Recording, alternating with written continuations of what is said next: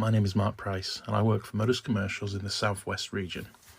I'm pleased to be able to talk to you today following the Motus Commercials 4 Peaks Challenge, which was undertaken by Motus colleagues and some of their families and friends on Saturday the 11th of May 2024. Last year, Motus people completed the 3 Peaks Challenge.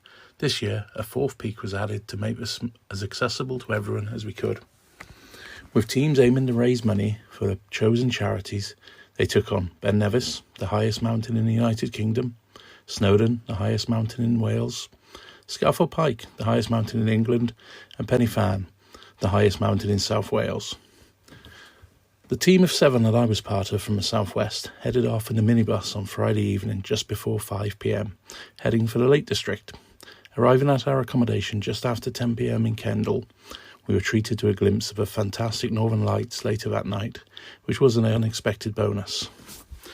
On the Saturday, we continued across to Scafell Pike, meeting Emma, Amanda and Lisa in the car park at the base of Scafell Pike just before 8:30 a.m.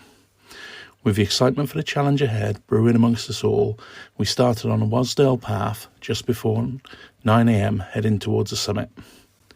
Now, for those who know me, know I'm a big lad. As a customer once told me, you won't blow away in the wind, is probably the best way to put it. What I've enjoyed personally so much about the 2 climbs I've been lucky enough to be part of is the support of my colleagues.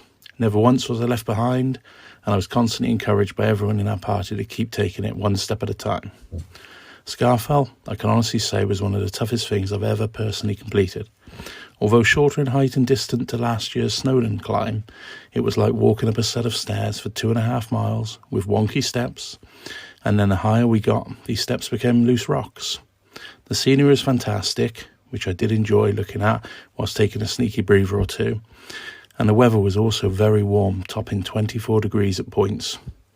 I'm pleased to say that everyone made it to the top, although I will admit several people met me still climbing while they were coming back down. But again, they encouraged me with kind words and their lies about how well I was doing and how close I was to the top. Most took around 3 hours, with me arriving at 4.5 hours. At the summit, we completed the normal photos, and then you remember you have to go back down. We headed back down, which is where I seemed to be able to channel my inner mountain goat, making it down in 2.5 hours, much to everyone's delight from our party, as I had the minibus keys in my pocket. We headed home back towards Bristol, sharing a drive in between 3 of us, and I eventually arrived home just after 3 a.m. on Sunday morning, thanks to the M6 and M5 and the wonderful roadworks. I'll place on record here that I do love my wife and my 2 beautiful children, but knowing that they were all away for that weekend meant I was able to sleep as needed and then enjoy catching up on Clarkson's farm without moving very far from the sofa, which was not really an option with my legs still feeling the exertions from the day previous.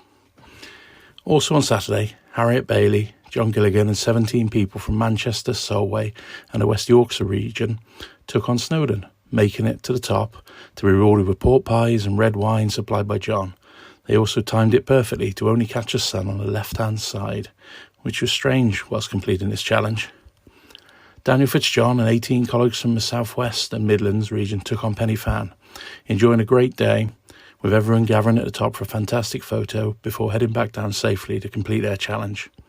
And a special mention must go to Debbie McLean, who climbed Ben Nevis on her own. What an achievement. Well done, Debbie. As I'm writing this podcast, I'm pleased to advise we have all helped to raise, for the Scottish Action for Mental Health charity, £310, Motor Neuron Disease Association, £275, Yorkshire Air Ambulance, £305, and a Great Western Air Ambulance, £745, giving us a grand total today of £1,635 for these fantastic causes. I would like to thank all of those that took part, supported people so they could take part, and those that donated on behalf of us all. It really is appreciated. I would also like to thank Emma Murdoch for coming up with this fantastic challenge. I personally would never be able to say I'd completed 2 of the 3 peaks without this initiative. Thank you, Emma. Now on to next year. I'm pleased to announce that on Saturday, the 10th of May 2025, we're hoping to be able to complete the final peak, Ben Nevis in Scotland. Logistics will be difficult for this, but with careful planning, I'm confident we can make it happen. If you're interested in registering your interest, then please email Emma Murdoch or report to your Motus People Champion. Thank you for listening, and I hope to see as many of you as we can at the base of Ben Nevis in a year's time. I do hope there's a train there like there was at Snowdon. Thank you. Goodbye.